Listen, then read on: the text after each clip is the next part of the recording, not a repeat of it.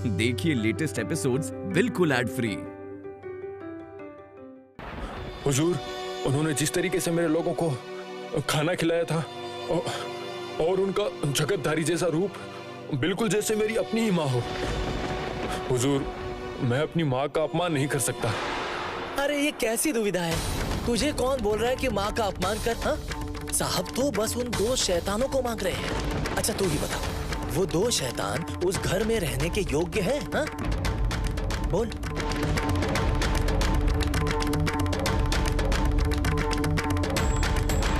पता है, रानी माँ तो दयावान है, वो सबको अपने जैसा अच्छा इंसान समझती है। लेकिन वो दो शैतान हैं, शैतानों से भी बढ़कर। तू ही बता, तुझे क्या लगता है रानी माँ वहां खतरे में नहीं है? ऐसे में तू क्या करने वाला है? मेरी बात ठीक से समझ। साहब तो रानी माँ के सामने जाकर उन्हें समझा नहीं सकते ना। तू जाके उन दोनों को यहाँ लेकर आ। हसाओ, भेष बदलो। मुनीम, उससे कहो कि भेष बदल कर जाए। हाँ, तू भेष बदल कर जा। भेष बदल के जाएगा तो कोई तुझे पहचानेगा नहीं। तू वहां जा और दोनों को उठाकर यहाँ लेकर आ।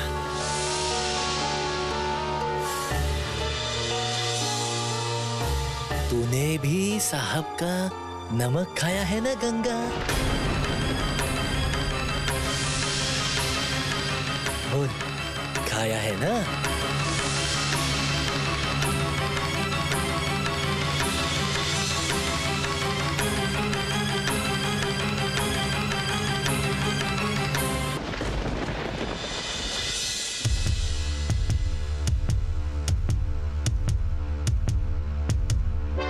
सुनिए, आप एक बार चलिए ना। दीदी ने दरवाजा बंद कर लिया है, खोल ही नहीं रही है। मेरी बातों से गुस्सा हो गई है। क्या? तुमने भाभी को क्या कहा? मैंने कुछ नहीं कहा। दीदी ने दुर्गा को बातें सुनाई थी कि दुर्गा ने क्यों मुझसे अपनी दुख दर्द की बातें कही।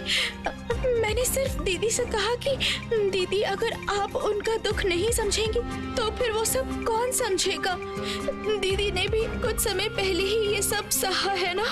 क्या तुमने भाभी से इस तरह से बात की? तुमने दुर्गा के हालात के साथ भाभी की तुलना की? नहीं रानी, ऐसी बात कह के तुमने बहुत बड़ा अन्याय किया है। मैं उस तरीके से कुछ नहीं कहना चाहती थी। क्या दुर्गा इंसान नहीं है? उनके साथ तो कोई नहीं है। वो लोग अकेले कुछ नहीं कर पाएंगे। क्या उनके लिए मान अपमान कुछ मायने नहीं रखता? कल जब जमींदार ने मुझे छोटे घर की बहू कहा था, तब पिताजी और किसी को भी अच्छा नहीं लगा था। और दुर्गा का दुख नहीं है और बड़े इंसानों का दुख होता है। ऐसा नहीं हो सकता। मैंने किसी के साथ किसी की तुलना नहीं की है।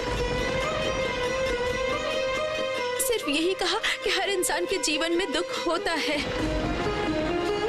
और इस पर सबको ध्यान देना चाहिए। वाह वाह देवर जी, तुम्हारी पत्नी तो अच्छा ज्ञान देना सीख गई है। हाँ?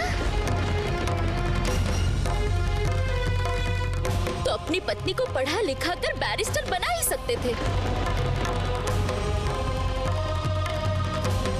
अपना घर जलाकर दूसरों पर उपकार करना कम से कम मैं नहीं कर पाऊंगी।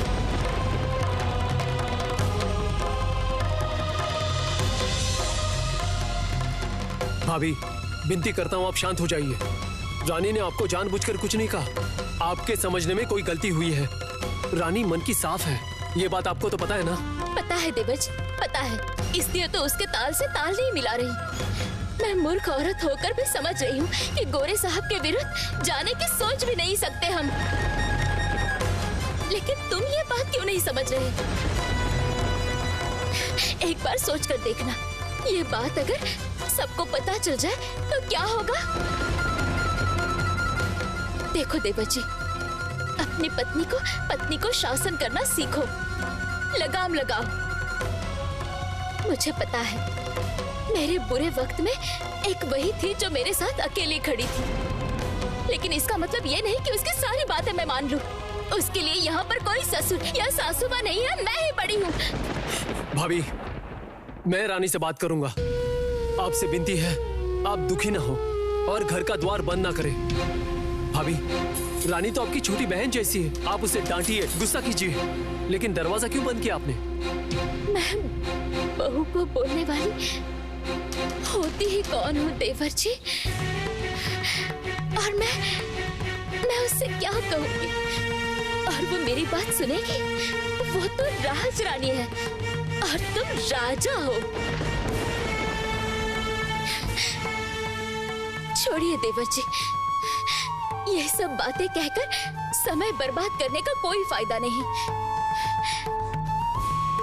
मेरे आंसू पोंछना तुम्हारा काम थोड़ी है। देखो, मेरी बात सुनो, अभी तुम जाओ और अपनी पत्नी के तरफ से क्षमा मांग लेना, सब ठीक हो जाएगा। कर लोगे ना देवर जी? बाकी तुम्हारी इच्छा।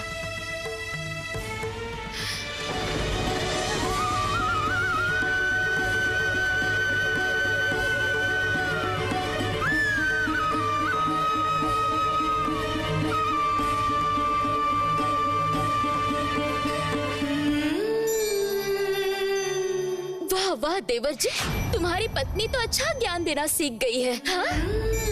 तो अपनी पत्नी को पढ़ा लिखा कर बैरिस्टर बना ही सकते थे।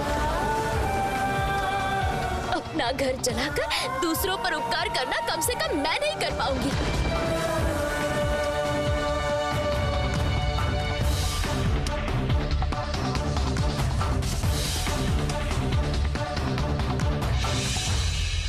रानी, क्या हुआ रानी? रो क्यों रही हो? भाभी तुम्हारी बड़ी बहन जैसी है, अगर वो तुम्हें दो बातें सुना भी दे तो इसमें हर्ज क्या है? रानी उठो, मैं कह रहा हूं ना, उठो उठो।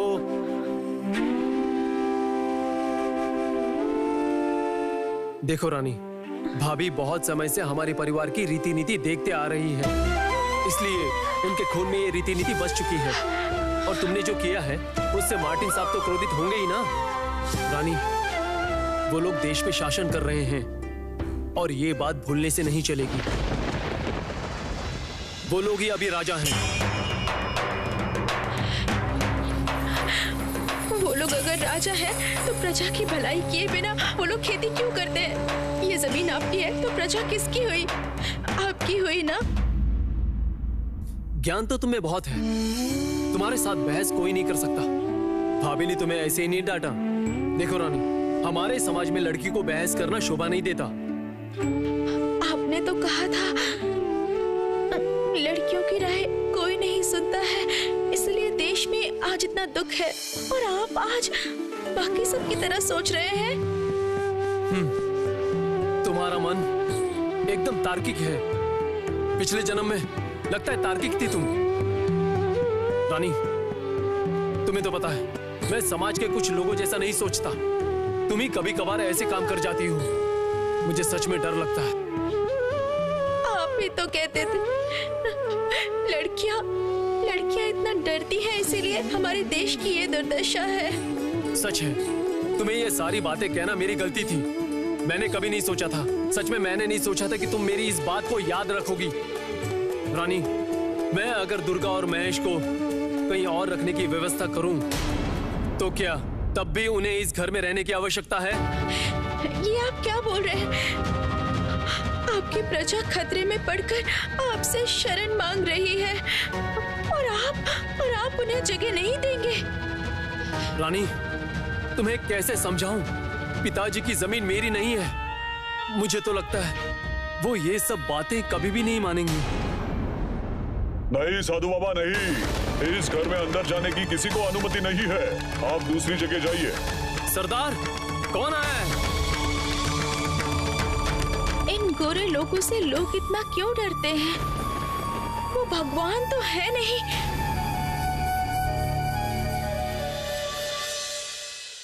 हरिओम हरिओम। लेकिन मैं इसी घर में शरण लेना चाहता हूँ। जबरदस्ती प्रवेश करेंगे? क्या हुआ सरदार? देखिए ना छोटे मालिक, ये साधु बाबा एक रात रहने की इजाजत मांग रहे हैं। मैंने कहा नहीं होगा, फिर भी मान नहीं रहे। माँ, अपने इस बेटे को क्षमा करना। मैं यहाँ कोई चाल नहीं चलना चाहता, केवल मजबूर होके आया हूँ। इसी बहाने से डाकू घर के अंदर घुसते हैं। घर वालों का ध्यान नहीं है देखकर ये अपना काम निपटा लेते हैं। ये अगर सच में साधु बाबा ना हो तो? पिछली बार क्या हुआ था याद है ना छोटे मालिक आपको?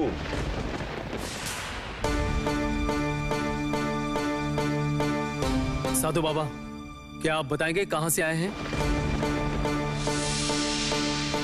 हरिओम हरिओम। हमारे आने जाने का कोई ठिकाना नहीं है बेटा। प्रभु जब जहां बेचते हैं तब वहीं चला जाता हूं। हरिओम हरिओम। आज मुझे लगा रात को मैं तुम्हारे यहां शरण लूं। आपको यहाँ शरण देकर मुझे अच्छा ही लगता है, मगर आज मेरे घर पे कुछ अतिथि आए हैं, इसलिए सरदार, साधु बाबा के लिए खाने का और जल का बंदोबस्त करो।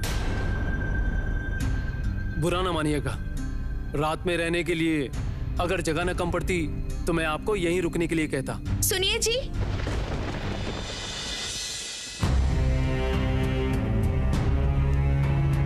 साधु संत को ऐसे वापस नहीं भेजते हैं। इससे गृहस्थी में अकल्याण होता है। उनके रहने की कोई कमी नहीं होगी।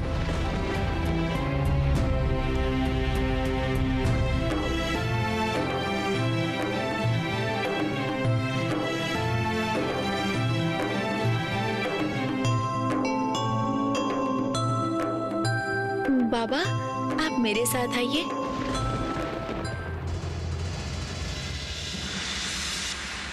नहीं मां, नहीं। मैं तुम्हारा प्रणाम नहीं ले सकता। मेरे पापों का बोझ मत बढ़ा।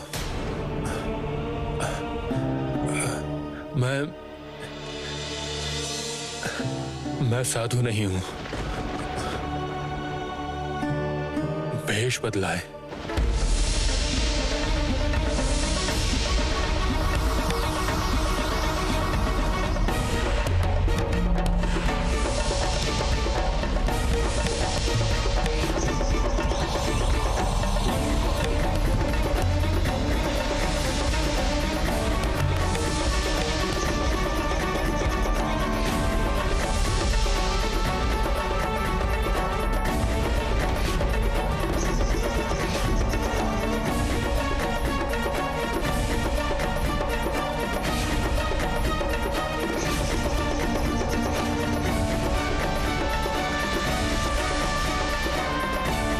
गंगा डाकू, तुम यहां?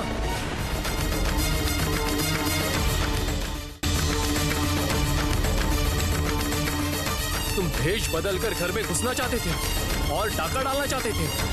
सरदार सुनो, इसे घेर लो। गंगा डाकू, पिछली बार मैंने तुम्हें छोड़ दिया था क्योंकि तुमने मेरी पत्नी को मां कहकर पुकारा था, लेकिन आज तुम्हें नहीं छोड़ूंगा। इसे अच्छे से बांधो, कहीं भागने ना पाए। सरदार, दारोगा बाबू को खबर कर दो। रुक जाइए, रुक जाइए। माँ और संतान को बात करने दीजिए। आप बाद में कोतवाली कीजिएगा। अगर ये डकैती करने आते तो अपना चेहरा क्यों दिखाते सबको? आप में से कोई भी इन्हें पहचान नहीं पाया। ये यहाँ अवश्य किसी मकसद से आए हैं।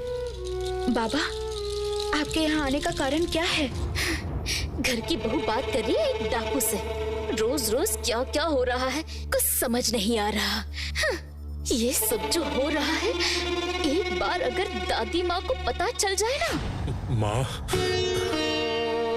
माँ, तुम्हारी कसम, मैं तुम्हारे घर में डकैती करने आऊंगा, ऐसा मैंने कभी सपने में भी नहीं सोचा था।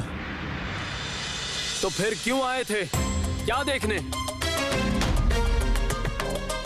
देखने नहीं छोटे मालिक, ले जाने।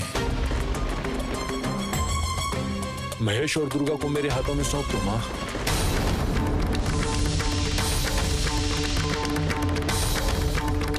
मैं उन्हें साहिब के पास ले जाऊंगा।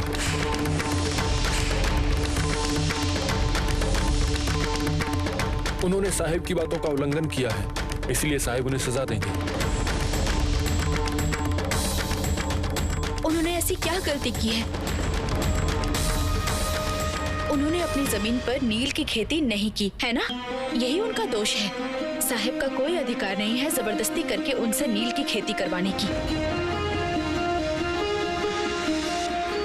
मगर माँ, कोई अगर मगर नहीं। मैंने उन दोनों को शरण दी है और मैं अपने अतिथि को कभी भी खतरे में नहीं छोड़ सकती।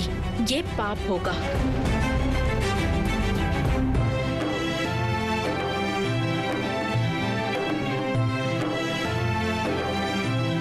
रानी, अभी तुम अंदर जाओ। गंगा का क्या करना है वो मैं देखता हूँ। आपको मेरी कसम, आप इनका कोई नुकसान नहीं करेंगे।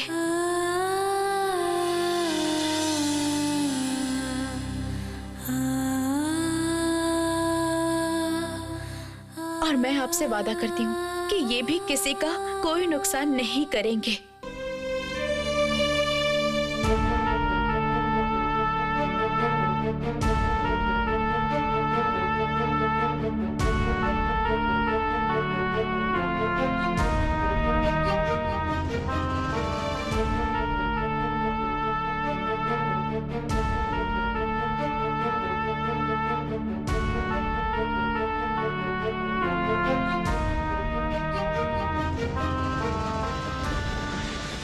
रानी, तुम उसे अच्छे से नहीं जानती, फिर भी उसे बचाने की क्यों कोशिश कर रही हो? मैं तुम्हें आज भी नहीं समझ पाया। तुम्हारे और भाभी के लिए मैं सब कुछ छोड़ के यहाँ आया हूँ। पता नहीं रानी, तुम्हारी ये करुण धारा मैं जीवन में कब तक संभाल पाऊंगा।